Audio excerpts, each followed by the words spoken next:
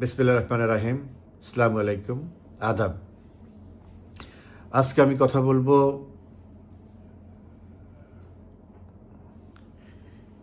ইউনূসের mob সন্ত্রাসের সর্বশেষ যেই কর্মকাণ্ড এবং সর্বশেষ যে কীর্তি সে স্থাপন করেছে। শুক্রবার হিসাবে প্রতি শুক্রবারই আমি অর্থনীতি নিয়ে কিছু কথা বলি। আজকে খুব সংক্ষেপে দুই একটা কথা বলবো। এবং মার্কিন রাষ্ট্রদূত ট্রেসিয়ান জ্যাকবসন কেন নির্বাচন কমিশনের সাথে তার বৈঠক বাতিল করেছে এ বিষয়ে। প্রথমে আমি বলবো, বাংলাদেশে মুক্তিযুদ্ধের পক্ষ, মুক্তিযুদ্ধ নিয়ে আলোচনা, এগুলো সব এখন লিটারালি নিষিদ্ধ। এবং আজকে যা হয়েছে তা আরেকটি নজির স্থাপন করেছে এই ডেভিল ইউনূস। এ নিয়ে আপনারা দেখেছেন, এ নিয়ে আমি বেশি কিছু বলতে চাই না। আমি শুধু দুইটা প্রশ্ন এখানে আনতে চাই আজকে। সেটা হচ্ছে যে 16 জনকে গ্রেপ্তার করা হয়েছে এবং আরও যারা ছিল তাদেরকে যে ছেড়ে দেয়া হয়েছে বা তাদেরকে গ্রেপ্তার করা হয়নি বা তাদেরকে আদালতে নেওয়া হয়নি, কোন যোগ্যতায় এবং কোন অযোগ্যতায় এই 16 জনকে গ্রেপ্তার করা হয়েছে, জেলে পাঠানো হয়েছে, এবং কোন যোগ্যতা এবং অযোগ্যতায় আরও যারা উপস্থিত ছিল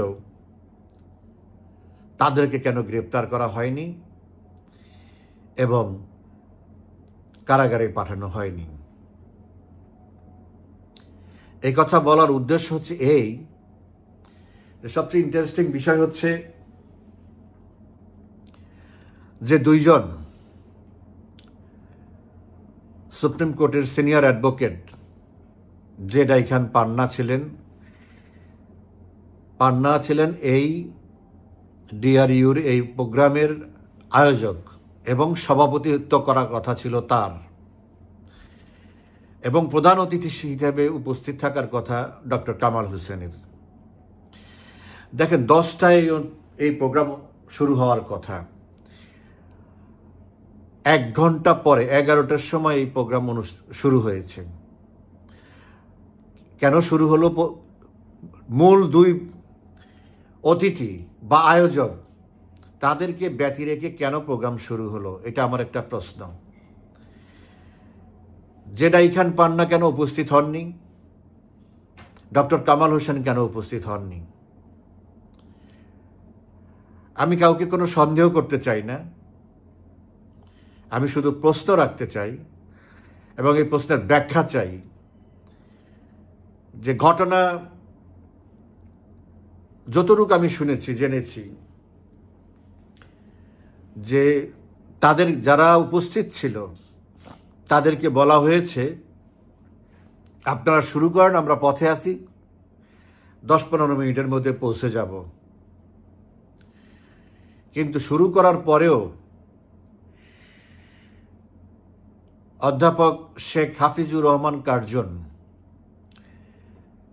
তার বক্তৃতা শেষ হয়ে গেছে। তার বক্তৃতাও প্রায় 22-23 মিনিটের বক্তৃতা ছিল। তখনও তারা আসেনি, দুইজনের একজনও আসেনি, এসে পৌঁছায়নি। তারপর তাদের উপরে বাইরের থেকে এসে হামলা করা হলো, যা করলো আপনারা দেখলেন। এর মধ্যেও কেন তারা এসে পৌঁছায়নি? অথচ এই সমস্যা চলাকালীন সময়ে জে ডাইখান পান্না সাহেব তার সুপ্রিম কোর্টের চেম্বারে বসে ফেসবুকে সে আপডেট দিচ্ছে যে এখন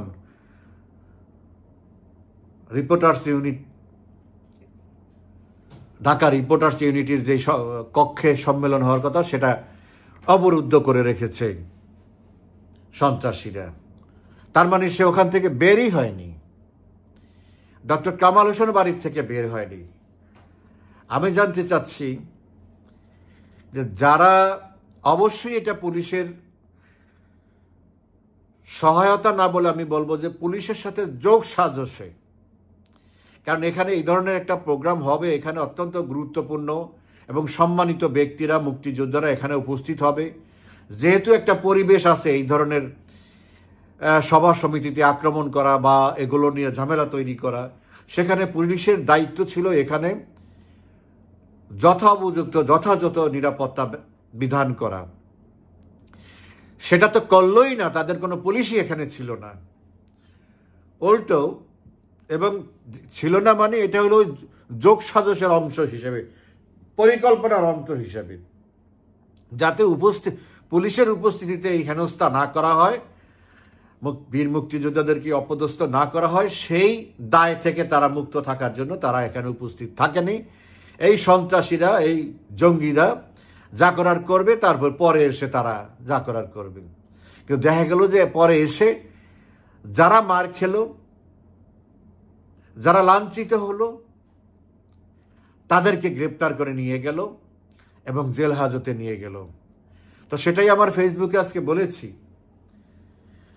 যে ইউনূসটা যে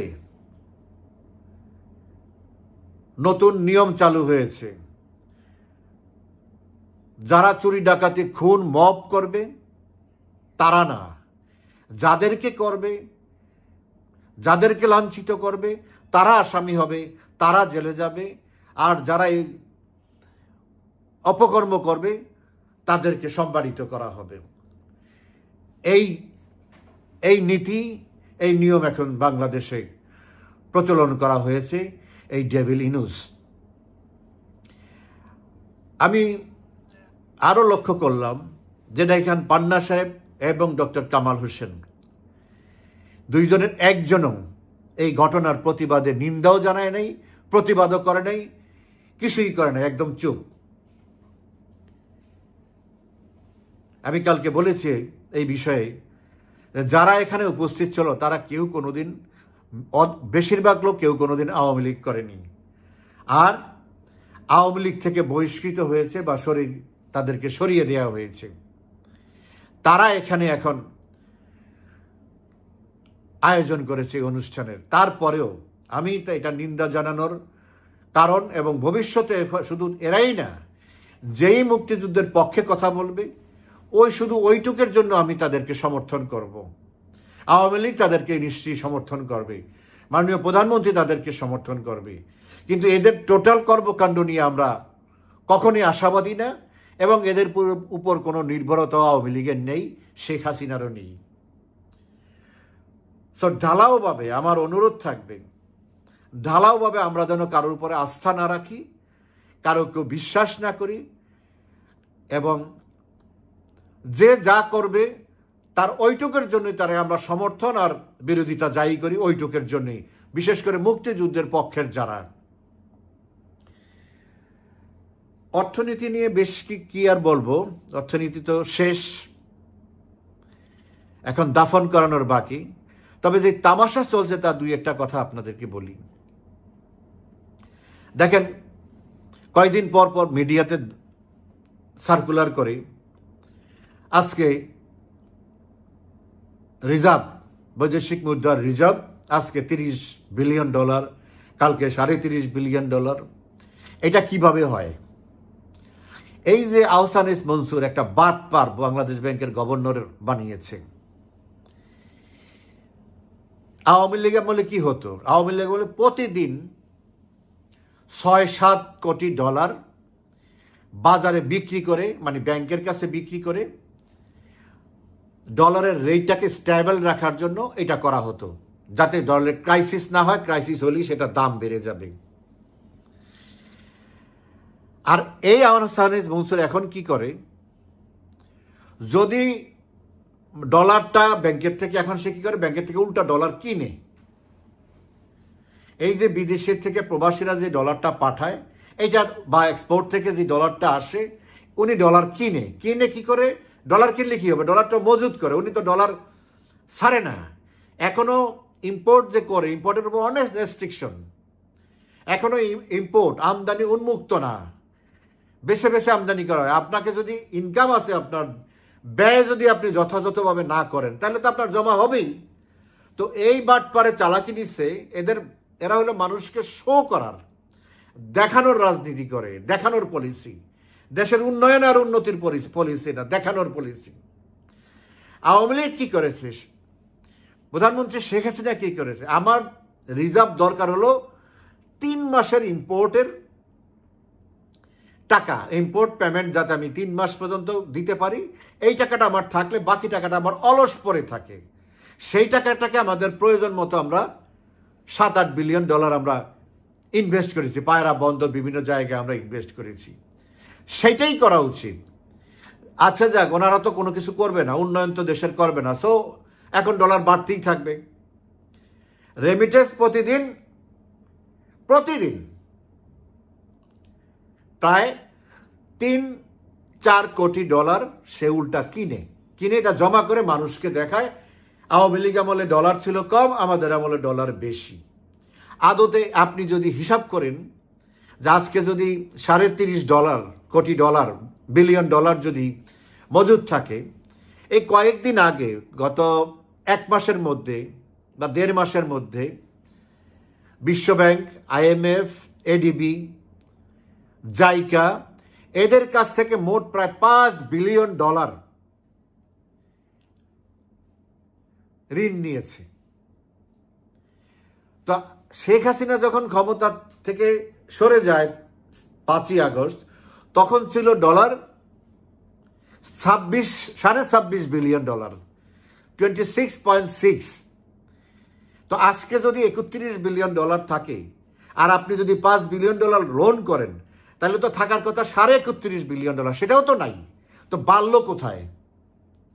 যদি এই ডলারটা যদি আজকে না নেওয়া হতো, ঋণটা যদি 5 বিলিয়ন ডলার না নেওয়া হতো, তাহলে তো চলে আসতো, এটা গ্রস চলে আসতো 20 ডলারে, 21 বিলিয়ন ডলারে, আর নেট চলে আসতো IMF এর হিসাব মতে চলে আসতো 16 বিলিয়ন ডলারে, যেটা আমরা রেখে গিয়েছিলাম 20.5 বিলিয়ন ডলার।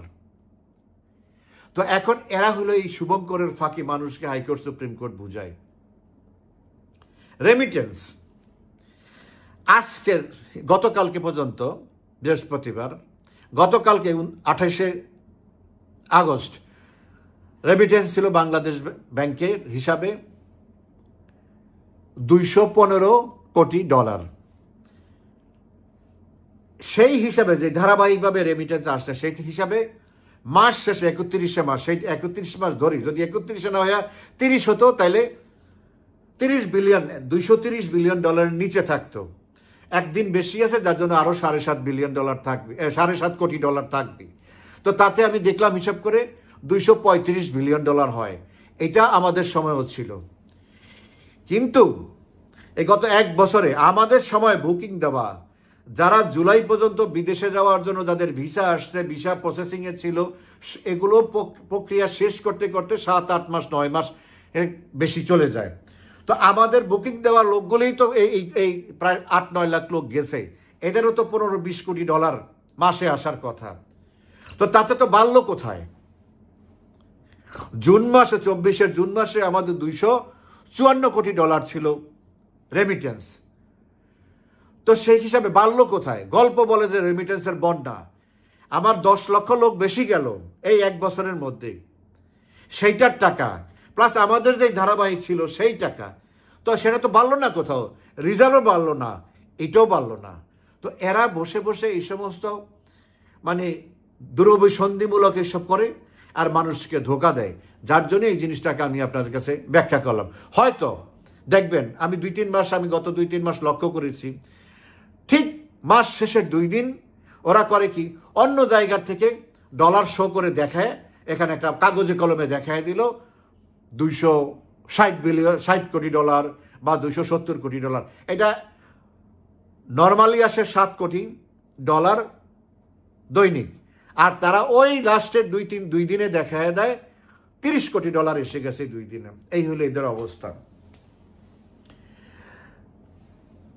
আমেরিকান দূতাবাস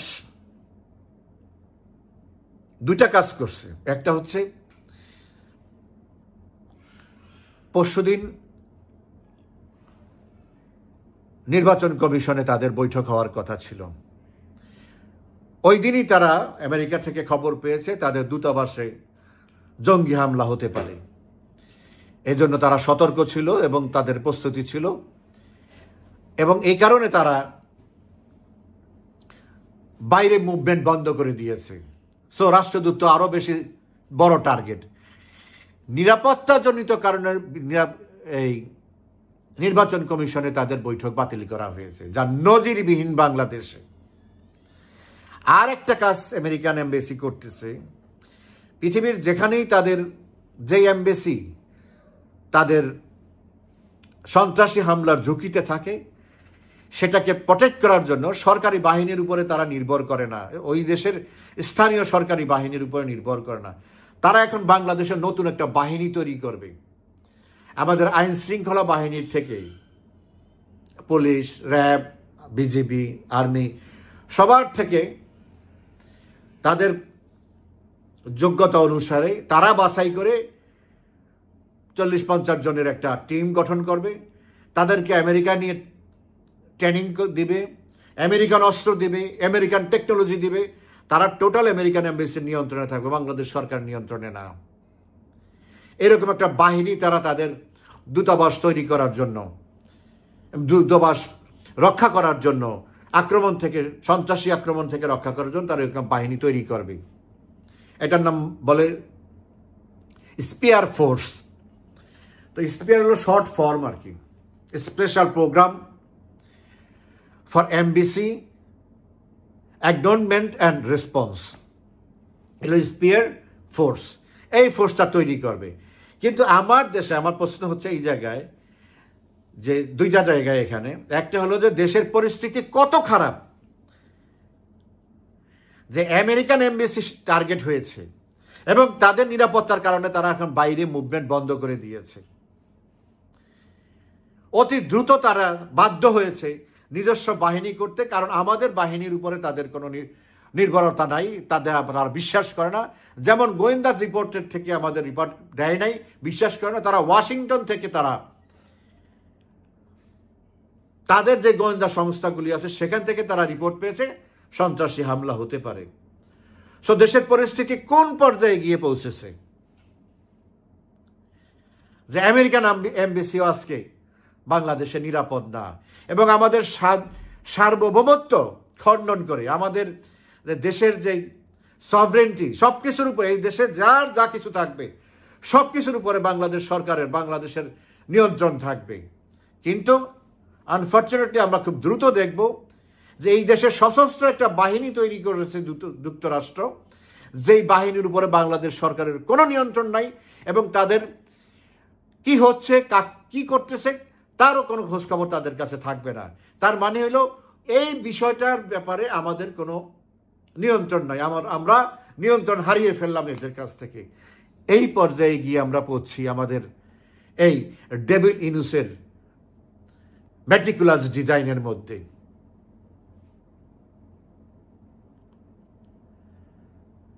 সো এখান থেকে পরিত্রাণ আজকে যেমন সকল মানুষ, সাধারণ মানুষ চাচ্ছে, এখান থেকে পরিত্রাণ পেতে হবে। নিশ্চয়ই মাননীয় প্রধানমন্ত্রীও উদ্বিগ্ন আছেন, অত্যন্ত উদ্বেগের মধ্যে আছেন দেশের এই পরিস্থিতিতে। আপনার আমার থেকে তার কোনো কমতি নাই এই অবস্থা থেকে দেশকে রক্ষা করার জন্য। যেই দেশ তার বাবা জাতির পিতা বঙ্গবন্ধু শেখ মুজিব সৃষ্টি করেছেন, আর যেই দেশ তার 20 বছরের, শেখ হাসিনার 20 বছরের অক্লান্ত পরিশ্রমের মধ্যে বিনিময়ে আজকে এই দেশ সৃষ্টি হয়েছে, এই আধুনিকায়ন হয়েছে, এই দেশ গঠন হয়েছে। নিশ্চয়ই তিনি সেই দেশকে রসাতলে ধ্বংস হতে দিবেন না, এবং অচিরেই জনগণকে সাথে নিয়ে এমন ব্যবস্থা গ্রহণ করা হবে যাতে বাংলাদেশে 18 কোটি জনগণ এই বাংলাদেশের প্রতি তাদের পূর্ণ নিয়ন্ত্রণ ফিরে পায়। আমরাও যেন আবার সেই উন্নয়নের মহাসড়কে আবার সেই দ্রুততার সাথে আমরা চলতে পারি, সেই ব্যবস্থাই নেওয়া হচ্ছে। অচিরেই আপনার সেই ব্যবস্থা দেখতে পাবেন ইনশাআল্লাহ। ভালো থাকবেন, ধন্যবাদ।